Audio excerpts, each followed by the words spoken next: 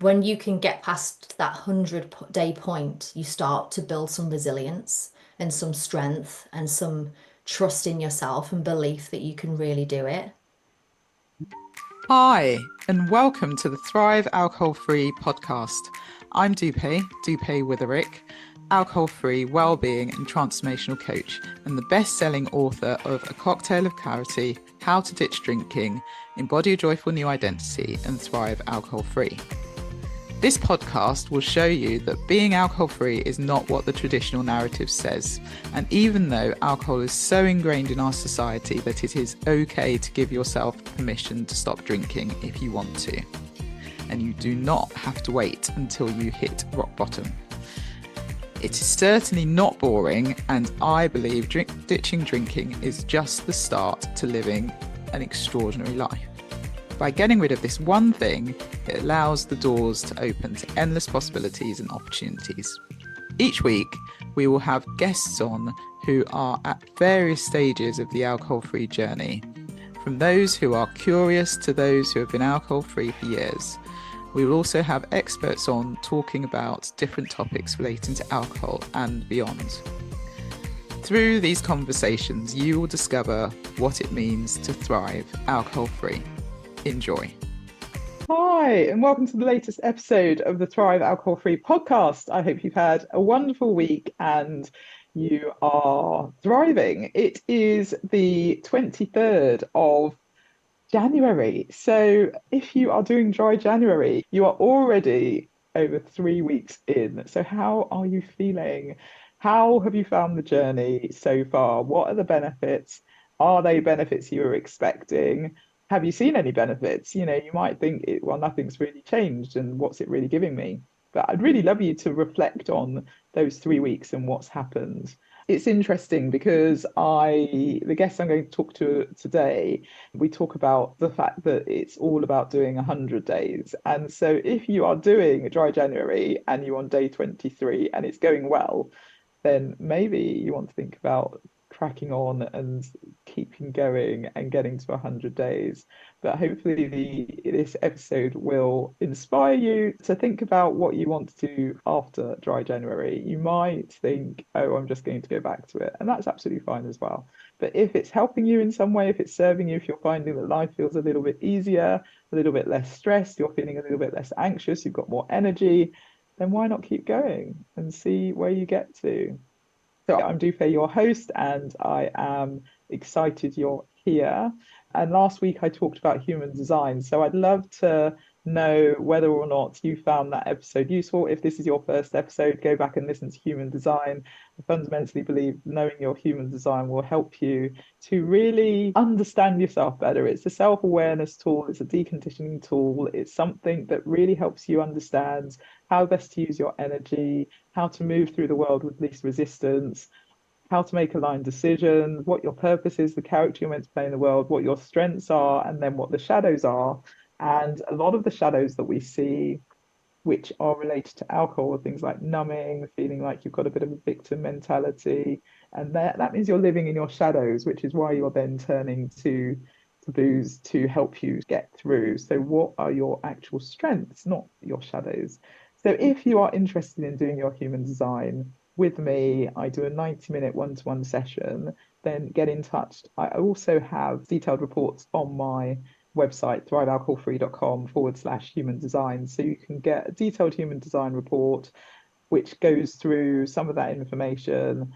And then you can also get a report specifically to your human design and health and human design and relationships. And of course, you can download your free chart if you just want to get started and just curious about what your type is, what your profile is, who you are. So if human design is something of interest, then definitely get in touch. You can go to @Thrive Alcohol Free on Instagram and DM me if that's easiest for you.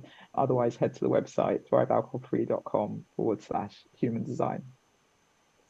So today's guest, I'm so excited we finally got to do it. We've been trying to get together for a while, but Jodie Clark is my guest today. And Jodie is a mentor for small businesses. She's an alcohol-free coach and she's the founder of a flourishing community community of women striving for success, both professionally and personally. And so we have a really great conversation. You may know her as at Sober Flourish on Instagram. She's got a thriving community and we talk about all sorts of things. So without further ado, here is the conversation with Jodie. Enjoy. Welcome, Jodie. It's so lovely to see you. I know we've been trying to do this for a while, so I'm really pleased that you're here. How are you doing? I'm good, thank you. Thank you for asking me, and apologies for the diary swaps all the time. Things are a little bit crazy at the minute. Well, you've been up to so much, especially just in the last year, as we talked about before the podcast recording. So I absolutely understand. Don't worry at all. I'm sure a lot of people that are listening will know who you are. But for people that might not know who you are, why don't you give a brief introduction and then we'll go into the episode? Yeah, sure. So I'm Jodie. I am probably known more on Instagram as Sober Flourish. I actually have coaching clients that refer to me as Sober Flourish because they don't know my name in the first, which is not ideal. But that is probably how maybe some of the listeners may know me. So I have been alcohol free now coming up to 2.5 years. And on August the 30th, I kind of embarked on this 100 days to flourish journey of being alcohol free with absolutely no attachment to the end goal. And I used Instagram as my digital journal. So every day in early sobriety, and actually every single day for the last 2.5 years, which blows my mind, I've posted on Instagram to share my journey. And that's where Sober Flourish began. So I live in the countryside with my two boys, Dexter, who's 14, Ollie, who is 7, my dogs, Hudson and Ralphie, and my husband, Dale. So that's a little bit about me. Wonderful. Wonderful. Gosh, dogs and boys and Everything. husbands. Yeah. Yes. A whole house of boys. I was going to say, Mhm. absolutely. Gosh, how do Yeah. you cope with that? Well, I'm still breathing.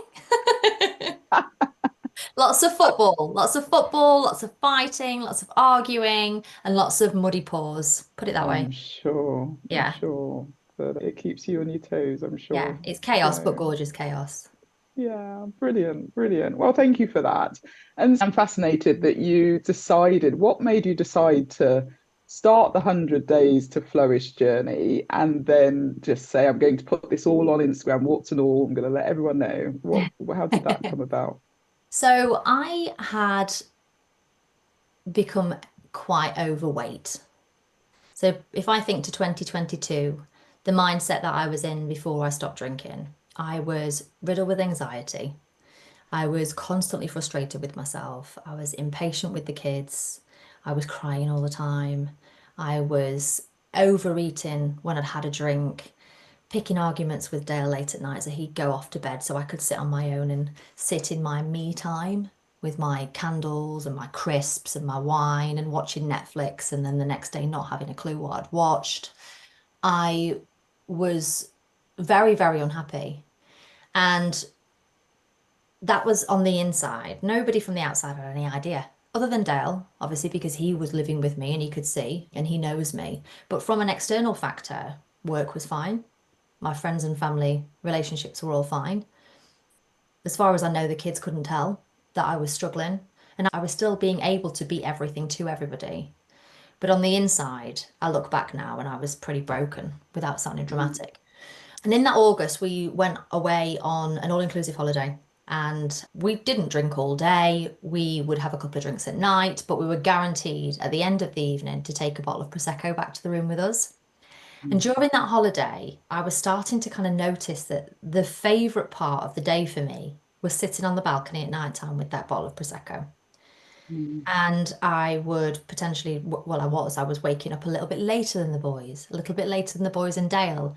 And that holiday felt a little bit more centered around where I could find a bit of me time with my wine, as opposed to it being the gorgeous family holiday that we were supposed to be on. And I remember one night we were walking back to the room and we'd made friends with a couple whilst we were there.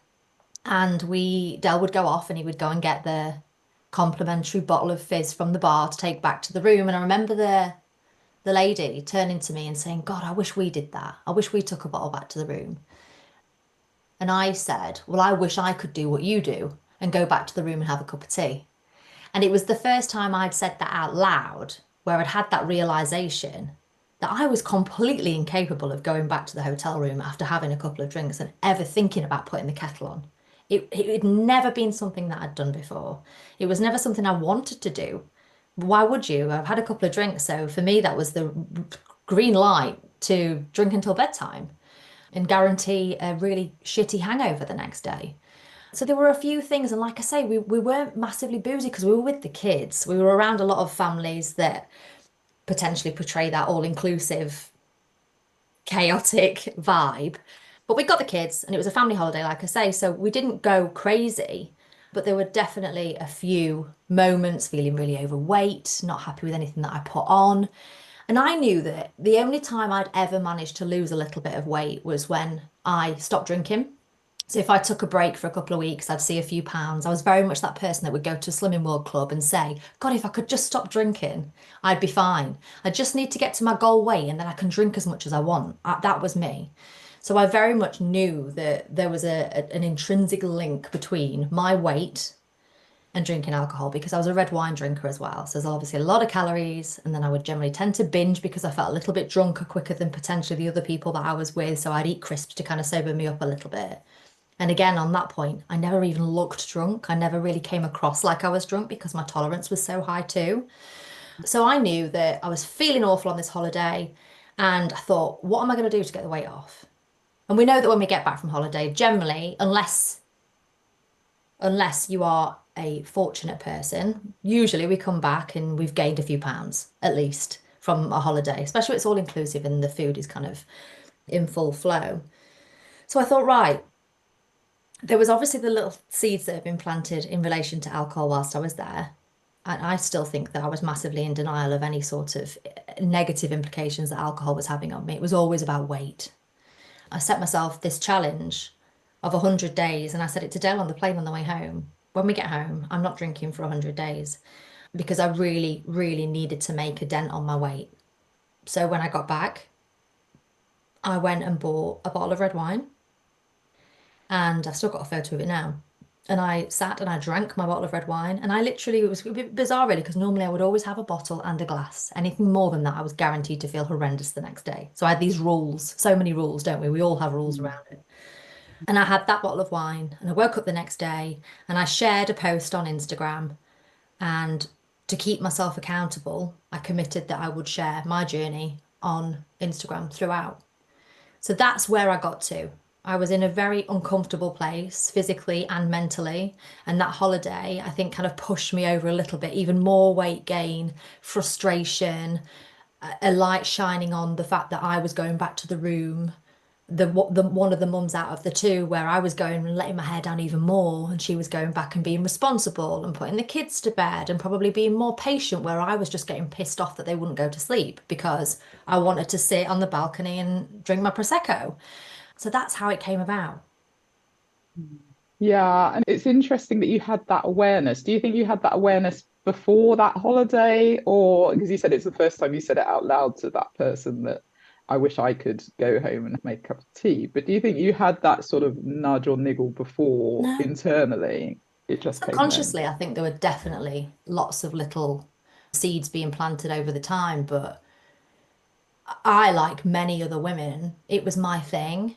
And there Mm, was not a chance in hell that anyone was taking that away from me. So, as much as the thought may have entered in my subconscious at times, it would never make itself into my awareness because it was just something I would never consider as a long-term yeah, decision. It was my yeah, thing. It was yeah. something that I had grown up doing, started doing at a very, very young age. I moved out of home very young. I've always worked from a very young age, and I would think nothing of it in my, what, from 18, potentially maybe 19, of having a bottle of red wine every night. That was just normal. It was learnt behaviour. I grew up in a family where Mm, my mum worked really frigging hard, but her red wine was her reward. So she would sit and drink a red wine every night. So as soon as I left home, I got this freedom to go and replicate this behavior, which I did. And I was young, so I never seemed hungover the next day, never struggled to get up mm. for work, always did really well as well. I always performed and always have performed really, really well, regardless of whether I've drank or not.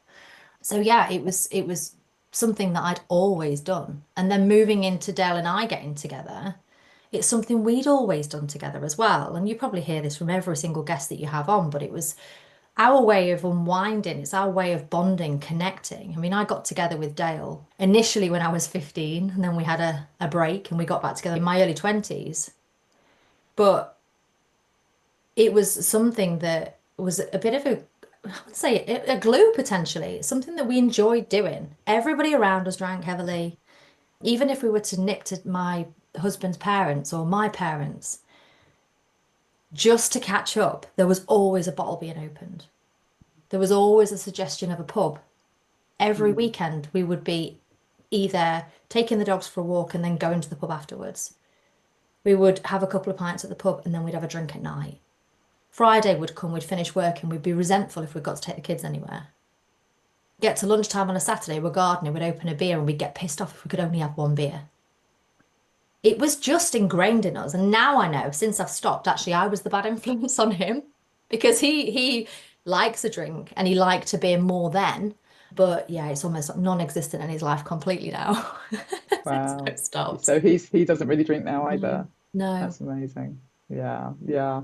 It is, I pick up on the word learned behavior. It Mm, absolutely is, isn't it? It just becomes a bit of a habit. And I think this is what a lot of people don't appreciate. A lot of people think that because it's a habit, because everyone does it, because, and as you said, mm, no one seemed to think there was anything you had an issue. It was all internal, it wasn't mm. external. You were perceived to be doing everything right and everything was going well.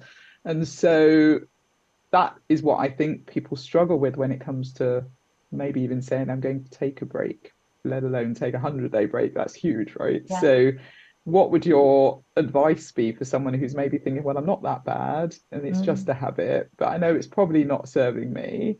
What would your advice be and why the 100 days for you? Yeah, well, I think it's that digging into, you just said there, it's probably not serving me. It's about you and it's about making it about you.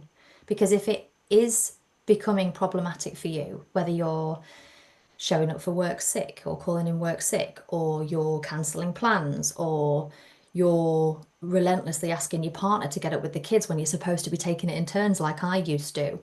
You are waking up and you've got this negative self-talk. The first thought on your mind when you're waking up is, you've gone overboard again. I knew you were going to do it. If there are things showing up where it is seemingly problematic for you, that should be a trigger. It should be something that should be a red flag. And taking it seriously as well. I think that, like you say, it's so normalized by everybody else. And unless we're losing our license or unless we're forgetting to pick the kids up from school pickup or we've got really sloppy, obvious behaviors, people think that it's not a problem because there's nothing externally the matter. But my advice there would be is to be connected, stay connected with yourself. And if something feels off, try a break. Try a break from it and then see what difference that is making. Whether that may be a month, whether that might be 100 days, that's down to the individual. For me, 100 days was a big enough goal for me to really get stuck into submerging myself in education. Because if it was just a month, I would have white knuckled it through on willpower. Because I'd Mm, set myself the 100 days, I knew I needed to embody it. It needed to become everything. I needed to eat, sleep, and breathe sobriety and tips and community. And for it to be a habit, I needed to kick that habit and then try and replace that with a healthier coping strategy. And we know generally there's lots of numbers banded around how long it takes to form a new habit, how long it takes to kick a habit. But from mm, experience, from the women that I work with, the 100 days is the golden point because I think that it's such an emotional roller coaster for the first few months, especially. I think it can be an emotional roller coaster all of the time, to be honest with you. But when you can get past that 100-day point, you start to build some resilience and some strength and some trust in yourself and belief that you can really do it. mm. Did that answer your question? Yeah, really good. And I absolutely agree. I think the 100-day mark is the mark. But Mm, for someone who might be thinking, well, gosh, 100 days does feel like a lot, what could their starting point be? And what would your 3 tips be for someone mm. who's starting this journey? I think don't think too far ahead to begin Mm, with. You may have that overarching goal of 100 days in your head, but break it right down. And it mm, depends on your starting point too, Dupe. I think that if people are daily drinkers, then focus on we're not just drinking today. We're just not drinking today. mm, For me, it was a week by week because weekends were my time where I would drink every weekend. Sometimes it's a mm, Thursday, but the majority of the time it was heavy on a Friday, a Saturday, and I was guaranteed to wake up with a hangover on a Monday. So for me, it was getting through each week. Once I got into my office on a Monday morning and I could put off mm, another mark on my mm. tracker that I'd printed out, Yeah. I felt such a sense of achievement because that week was mine. So break it down rather than looking at the longer term goal, break it down into manageable chunks. Mm, The second one would be to be open and honest. And I think that there is a lot of resistance from people to share why and to share that they are taking a break from alcohol. Understandably so, because we are sometimes not met with the tone and the understanding that we really would like to mm, think we would show other people. But I think communicating why you're doing it and how much it matters to you and how much their support will help you too. We shy mm, away from it because we're afraid that we're going to be confronted with negativity. When in actual fact, not a lot of us have actually got a lot of evidence of somebody making us feel absolutely awful. We just feel like that is what we're going to be confronted with. So I would mm, say bring people along the journey. If I hadn't have told Dale, the poor guy, every single emotion and mood and thought that was going through my head in that 100-day period, I'm not sure it would have been as much of a success because he wouldn't have been able to behave in a way that wasn't going to ruffle my feathers, upset me, trigger me. If I hadn't have said to him, look, we've spent the first month of you having a couple of beers in the living room on a weekend, and I've just taken myself up to bed to have my cup of tea and stay out of the way. But I've got to mm, tell you I can't keep doing this and it's triggering me and I want to start watching movies again together. yeah, That would have been a blocker for me because mm, I would have felt more resentful. I would have felt a resentment to him that I'm taking myself off out of the way when actually, could you not just hide the can? Could mm, you just have a can in the summer room and then we'll have a mm, watch a film together? Can you not try mm, alcohol-free beers? And that conversation was what made him then switch to the alcohol-free drinks. Then we started to mm, test those out together. So I mm, think communication is a big one, breaking it down, like I say.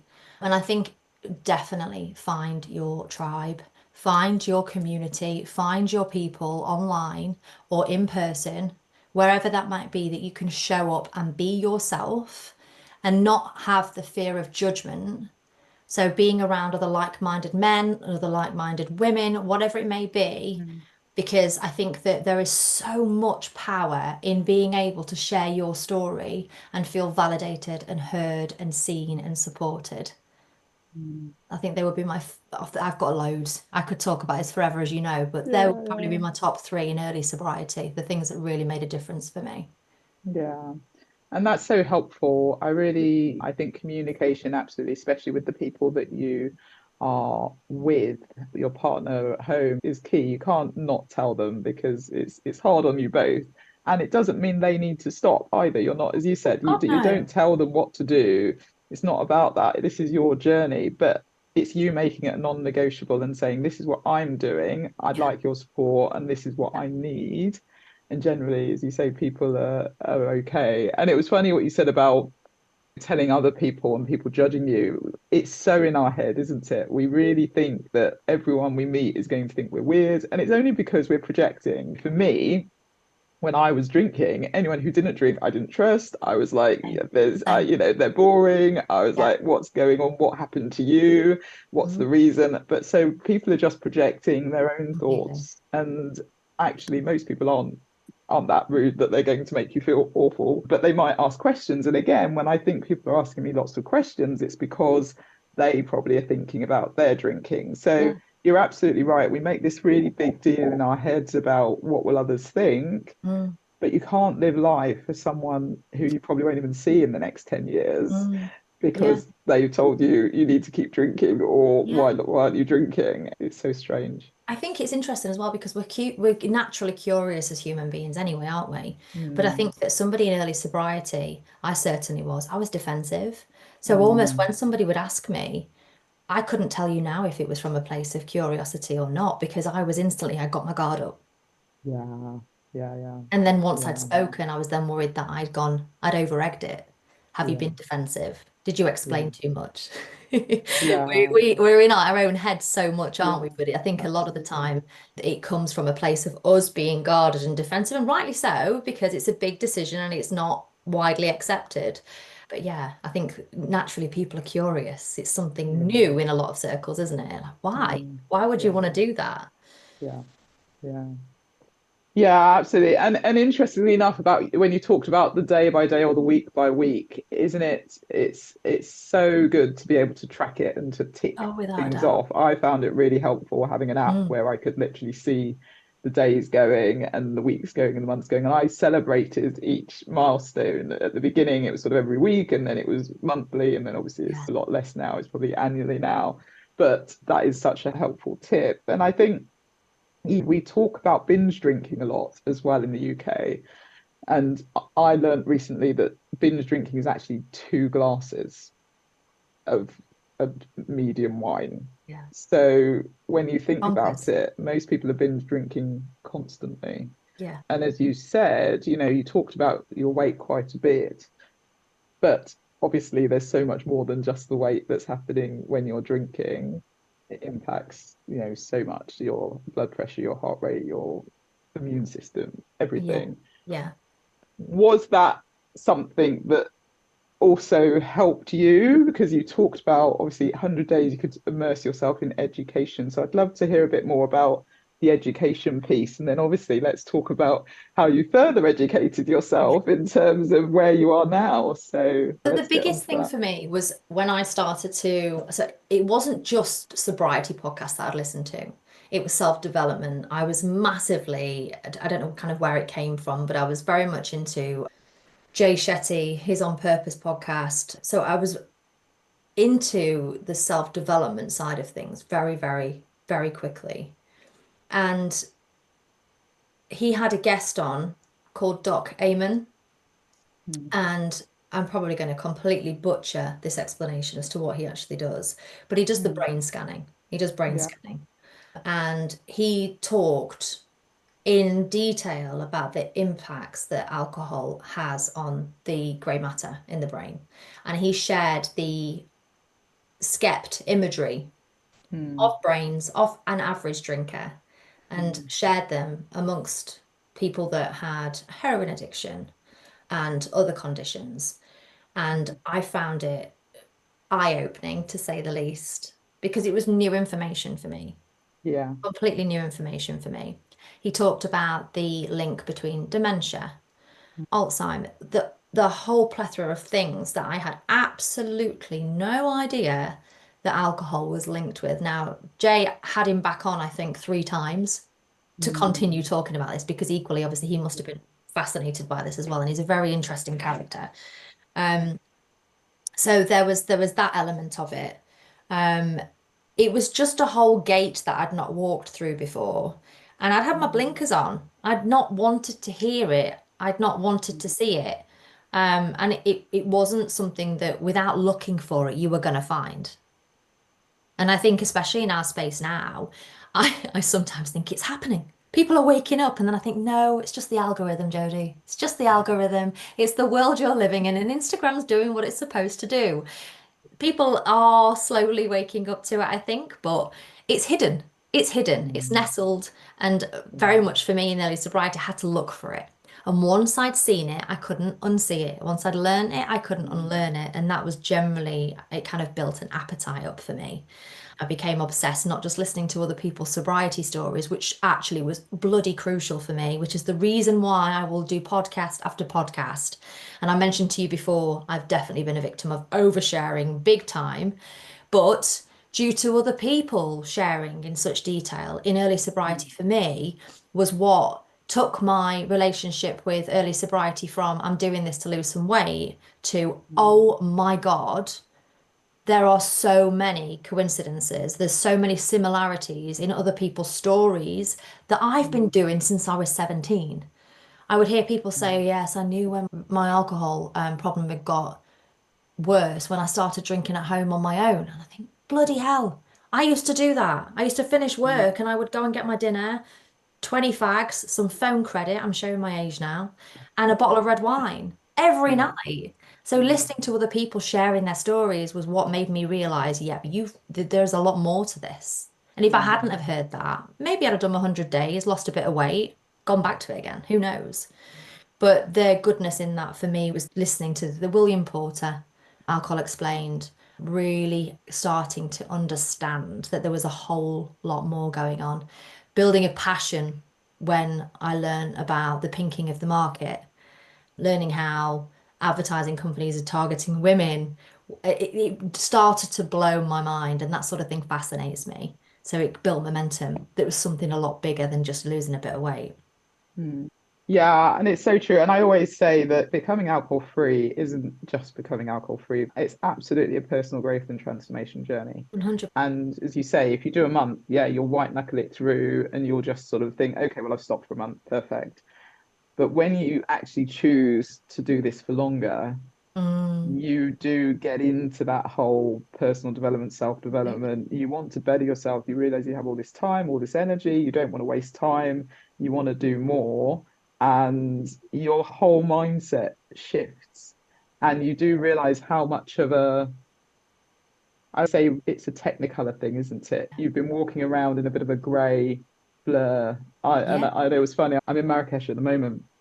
I went back to the UK this weekend and I met up with the friend and she was like, "Oh my goodness, you look so well." Everyone I've met in the UK is just either grey, drab. grey, just bleary eyed. It's not just obviously it's bloody cold there at the Yeah, moment. So yeah. it was a bit of a shock to the system. But it is interesting because I do wonder if that grey veil is because of the fact that most people drink and actually it is technicolor. You suddenly your eyes are opened, you learn all these things, and you're like, oh my goodness, I need to do better. I want to do better. I want to Yeah. share this. Yeah. And so, similar to me, you then went on and decided you wanted to do more, not just be on Instagram, which is an Yeah. amazing thing to share. And I love the fact that you say it's so funny when you're in this world, you do think everyone's alcohol free and you're and it's the whole world's amazing. And then you go out into the real world and you realize no, it's not quite the Yeah. case. But tell us a bit about how your personal growth and transformation journey went from the 100 So days onwards. again, with me sharing so much online, and again, it isn't a case of writing blogs, etc. It was very much just Instagram captions. But in those captions, people that were reading them, ladies that were reading them, were reaching out Mm, very regularly to say, "Me too." mm, I didn't know that everybody felt like this, or there were other people that felt like this. I thought it was just me. That was a very mm, common theme. I thought it was just me. mm, And as time went on, I was spending a lot of time voice noting, chatting to other women, and kind of sharing experiences. And I've got a wedding coming up. Have you got any tips? And that sort of thing. But equally, I also found that because of the nature of Instagram and also the alcohol industry, but in terms of the topic, there would be the occasional person that would come through that did have a dependency, that they would call themselves an alcoholic. And I was very much not in the right place to be giving advice, giving it guidance, giving tips. Obviously, support will always be given, but I kind of felt to myself that morally, I wanted to be in a position that I could help, refer, or offer guidance to people, like I say, from a moral perspective. So it was never the intention that I'm going to become a coach. I've even got a podcast on my website where it's quite funny, actually. I actually say, I will never be a sober coach. There are enough sober coaches out there. That's not something I'm going to do. It's literally out there. So there was no intention of it actually becoming something that I would do. I wanted to, and I can even remember speaking to Andy, because when you enroll on his course, he will call you out of the blue. Completely took me by surprise. I was on holiday. Hi, Jodie, it's Andy. Andy who? And I remember specifically saying to him, I just want to be in a place where I feel educated enough to be able to spot the signs that somebody needs more help than just join a community. Join a community, here's some tips, a few voice notes here. I want to be able to morally do this properly. Does that make sense? And people might say, for God's sake, you're only sending Instagram messages, or you're only popping emails, etc. But it's a big deal. It's a big deal, and I think it's a fine line. So yes, I wanted to get a qualification to make sure that I felt comfortable in those conversations. And like, don't get me wrong, it wasn't a regular thing, but I just wanted to do it properly. Does that make sense? I wanted Yeah. to feel like I was able to support people from an educator standpoint. Anyway, so I thoroughly enjoyed the process. The course with Andy was possibly one of the most transformative things that I've ever done. You have to appear with a growth mindset constantly. Every single time you've got to appear with a growth mindset, pushing yourself out of your comfort zone, practicing sessions, etc. And it was just, the whole experience was absolutely gorgeous. So I qualified in the April, but by which point I'd already created my 100 Days to Flourish program. And I launched that for dry January in 2024. So the intention with that was, I wanted to be able to put everything into a service, into a product that would be accessible to anybody. That helped me in that 100-day period. Because although it was only 2.5 years ago, you'll know Instagram was very different 2.5 years ago. So to be able to try and find the information that you needed, you were scrambling around, trying to find the right people, trying to find the right information, trying to find the right tips, trying to find your people. It was very difficult from my perspective. So I wanted to be able to put that into a service. It was super accessible for other people to be in an environment where you've got community, you've got support, you've got resources, you've got education, you've got the trackers, you've got the weekly calls, you've got the accountability. And that's where the 100 days came from. So that was January last year. But whilst I was doing that, I was obviously then doing my qualification with Andy as well. Yeah. So yeah, so that's where, from a professional perspective, that's how those two things kind of came about, and the one-to-one coaching that I'm doing now. Yeah, I don't know if we've mentioned it. It's Andy Ramage we're talking about. So it's Arete Way coaching. Let's give him a bit of a shout out. So that's what you're talking about, Yes, Jodie. sorry, we were talking about before we started recording, weren't we? Yes, Andy Ramage. Yes, sorry. So just in case everyone's like, Andy, Who the heck is Andy? who? Yeah. And Andy's been on the podcast as well. So if you want to go back and listen to his episode, I think it was like January last year or December, he was on this podcast. So go find it. He's a great inspiration. So Without a doubt. yeah, Without a doubt. absolutely. Okay. So you then decided to go on and help others. And it's so interesting because what you hear when it comes to coaching is we know it's unregulated. We know you don't actually have to have a qualification. You can anybody could be a coach potentially. But it says a lot about you and others who we all go out and we want to educate ourselves to make sure we're helping people in the right way. And as you said, you weren't planning on becoming a coach. You just wanted the education. And then you went through a whole transformative process as well, which no doubt has equipped you. And then obviously, what then made you think, well, now I'm going to become a coach, having categorically said, I'm never going to be a coach? Do you know, I think it was the belief that I could do it. Yeah. I think going through the process, it made me think, actually, I get a lot out of this. Because in the qualification, you have to have 10 hours of real life coaching of other humans to evidence that you're able to do it. Yeah. And in doing that, it lit me up. I can't deny it. There was something in that process of somebody coming to the session feeling completely stuck Mm. and at a loss with their drinking. Mm. And then by the end of the sessions that you've done together, they will revisit everything they shared in the first session. So, for example, in a first session, I always get somebody to list their perceived benefits. So, what is the reason why you drink? Mm. And there will always be a crossover with everybody. There'll probably be maybe sometimes at a stretch, maybe 8 things on that list. Mm. I'd say half of them are always very common. I drink Mm. for a reward, to help me sleep, because I'm anxious, etc. But there will always be elements that are unique to that individual. So by the end of the session, when the end of our time together, we go back and we revisit that perceived benefits list.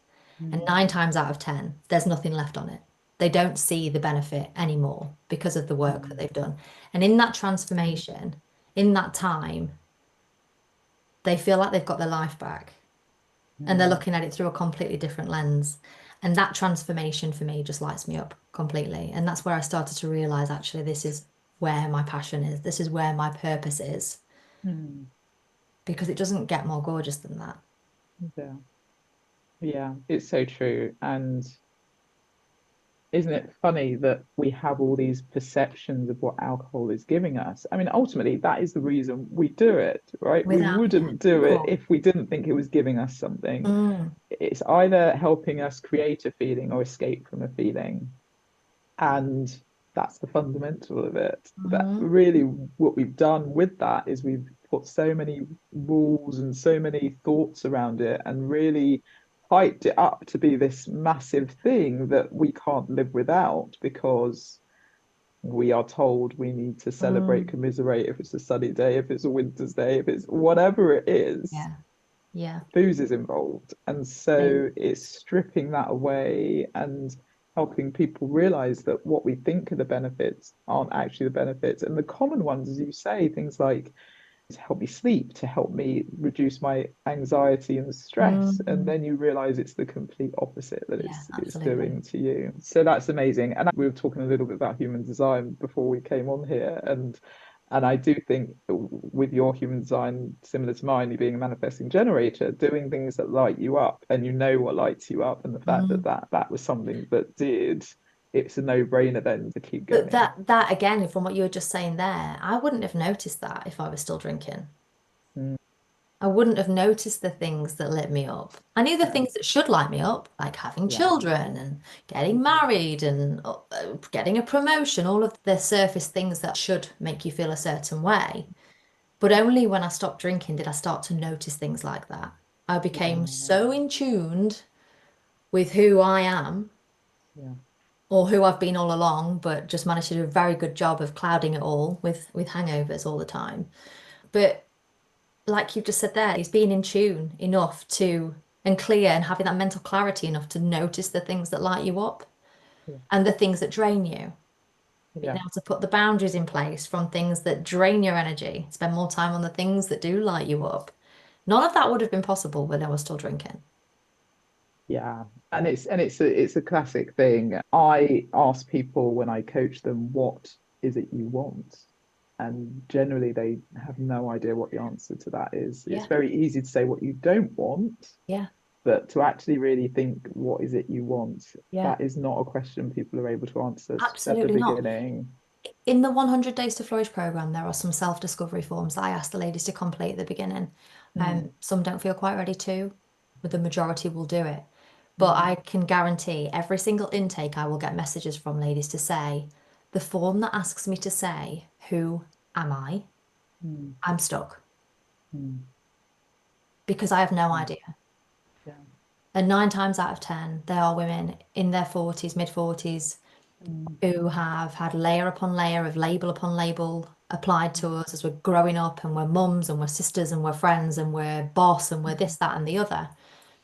And that we get to a point where a question like that, who am I, completely mm, floors us because we've mm, become so detached from who we are, who we authentically are, mm, because sadly we have built the habit to focus so much around where our next wine's coming from, Yeah.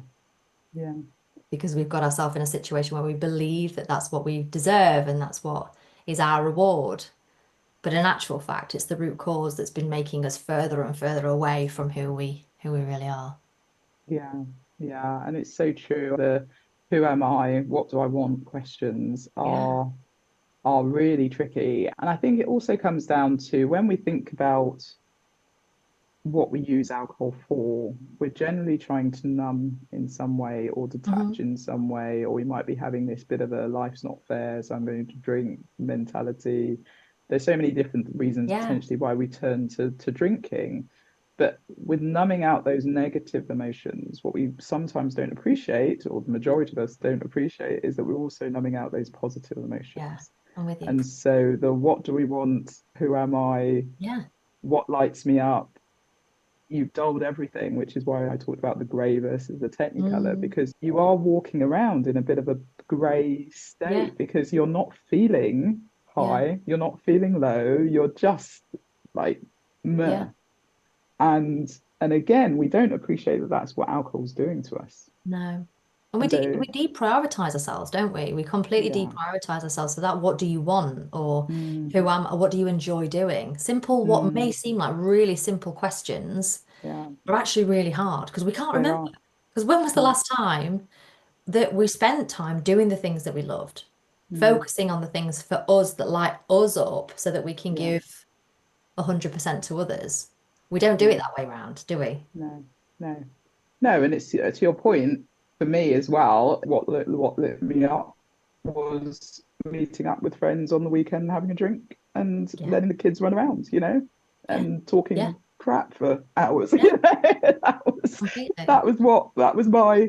relaxation time, going for a Yeah. nice lunch and chatting away and drinking wine. That But was how our exposed were you to other people that didn't do that?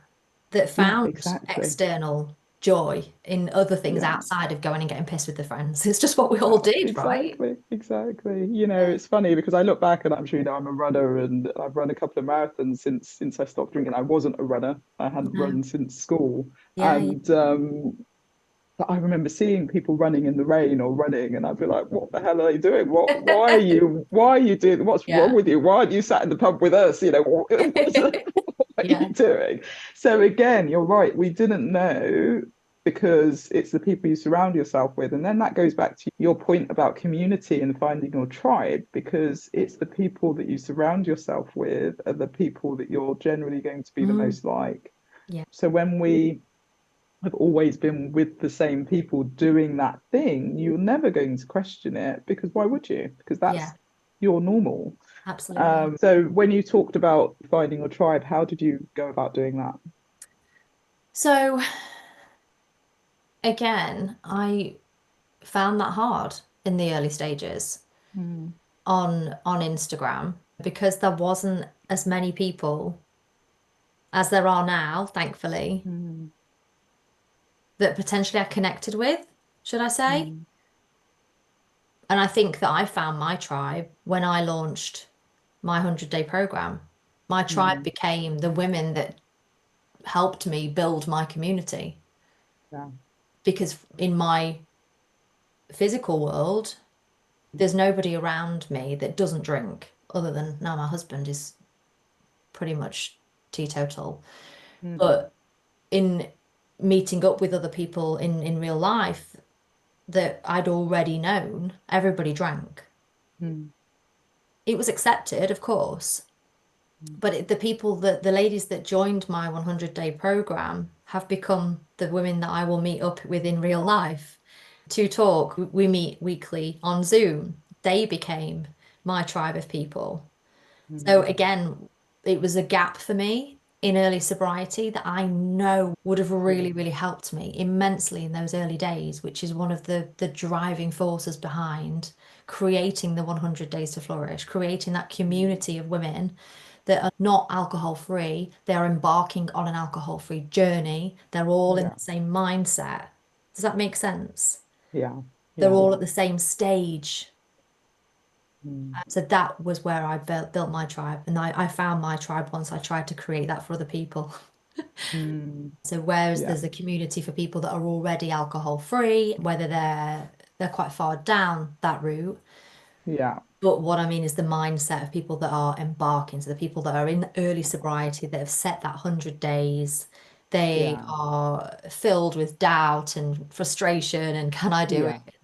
That sort of mindset in Yeah. comparison to that sober community, already alcohol free, Yeah. soaking it up, thriving, the two different Yeah. mentalities. Whereas now the two worlds have Yeah. collided in the 100-day program because we have ladies in there that started with me on the initial intake, which was dry January 2024. So they're Yeah. over a year alcohol free. And then we've got Yeah. all of the new ladies coming in. So there's all that gorgeousness. Yeah. And there is a collide of worlds now, which is beautiful. Brilliant. Yeah. So with your 100 days to flourish, it's an ongoing community, is it? Yeah, so there's 2 points of the year where they can do a month to test it out and see if they Yeah. enjoy it, which is dry January and sober October. Yeah. And then they have the option to continue to 100 days. Right. Or all year round, I do monthly intakes every month if for people that want to do 100 days. Okay. Mm, And then at mm, the end of that, they'll have the option to stay in as a monthly member and just be part of yeah. the community. Okay. Wonderful. Wonderful. No, that's clear. Brilliant. Brilliant. Okay. You've also run a retreat, haven't you? And you'll be running another retreat. So why don't we talk about that? That's right. So last September, I did a day retreat, which was wonderful. It was a beautiful day, sound healing, yoga, gorgeous food, etc. And it feels very much like childbirth. Vowed I was not going to do it again because they're super stressful, very, very enjoyable, but super stressful. And then within 24 hours, I'd booked a full weekend retreat at the same place and ripped the plaster straight off, which is happening on May the 16th. And it's a 2-night stay this time. Gorgeous geodomes, Lincolnshire Mm, farmlands. It's just beautiful at a place called mm, Perusha Retreats. So I'm very mm, excited about that. Yeah, and I'm just looking forward to being there and enjoying it. I think the run up to it is quite nerve-wracking. It's a big yeah. thing, but it's Yeah. exciting. I'm looking forward Yeah. to experiencing another one. Brilliant. And how was the first one? You said it's obviously stressful, but how was the actual time and It what was was the outcome for the ladies who joined? the day itself was very relaxing.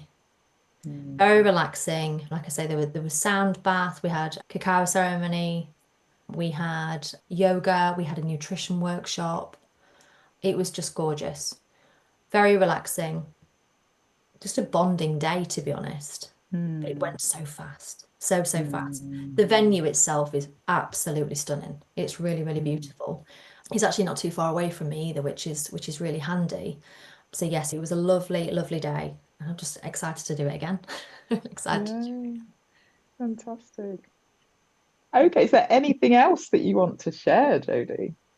I don't think so. I think we've covered a lot. Yeah, it's been fab. Thank you. So, how do people get in touch with you?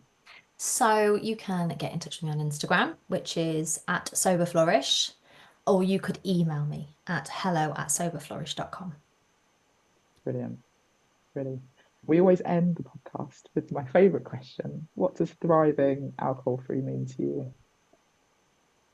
Thriving alcohol free to me means being in line with our authentic self, in peeling the layers back from being stuck in that loop of drinking and rules around not drinking, to Mm, stopping and being able to discover what your values are and who you truly are and being able to live in alignment with them. mm, yeah, that's a great answer. Yeah, it's discovering who you truly are. And I think that's really powerful. And you talked about people in their 40s, and I fundamentally believe that 40 is this point where you will have a choice to either really follow what is probably something deep down, like a whisper or a nudge, versus keeping going. You have this real inflection point, Yeah. and you can either choose to keep going and doing what you've always done and ignoring any nudge or whisper, Mm. or you can make a fundamental change and start living the aligned life, the purpose-driven life, the fulfilled life that you've always been destined for, but you've never really known how to get there. And so I was really fascinated when you said they tend to be people in their early 40s, mid 40s, because it's similar to me, because I fundamentally believe that is the point where you either get to, I'm sure you've heard of the book, The Regrets of the Dying, where you sort of think, why didn't I actually do what I wanted to do? Versus living this amazing, wonderful, fulfilled life that is in everyone. And so your answer there was beautiful. So thank you for that. Thank you. Well, thank you, Jodie. I think this has been so fab, and I know it's going to be helpful for the listeners. So I hope they get in touch with you. You can find Jodie at Sow the Flourish, and she posts every day, which is fantastic. And keep going, keep doing what you're doing. And I wish you the best of luck in everything you do. You too. Thank you. Take care. Well, thank you, Jodie. I loved our conversation. I'm really pleased that you got to share your story and everything that you've done since. It's incredible. And well done you for making such a difference to so many women over the past 2.5 years, and being brave enough to share your story from the dot and having that inclination to do it without waiting for the accountability. So I do hope that episode inspired you. And as always, I love to think about the answer to what does thriving alcohol-free mean to you. And I love Jodie's answer, being aligned with your authentic self, peeling back the layers of being stuck in a loop of drinking and creating all the rules around it, and then really discovering your values, who you are truly, and then living in alignment with that. I think that's beautiful. And fundamentally, that's where we all want to be, right? So I hope that inspires you. If you are looking to really get to know yourself better, as I said at the top of this episode, then feel free to find out more about your human design. I'd love to do a one-to-one session with you, or for you to download your detailed human design report. And I look forward to seeing you on the next episode. Have the most wonderful week. Take care. Thank you so much for listening to the Thrive Alcohol Free podcast. If you enjoyed the episode, please subscribe so you get alerted every time I drop a new episode. I'd love it if you could rate, review, and share this episode. Feel free to tag me on Instagram at Thrive Alcohol Free and follow me for daily tips. If you would like to work with me, I offer one-to-one coaching sessions and group coaching program. If you're not yet ready for coaching, I also have a self-paced online course, which is a companion to my book, A Cocktail of Clarity. All the links are in the show notes. I will see you in the next episode. Have a wonderful week. Take care.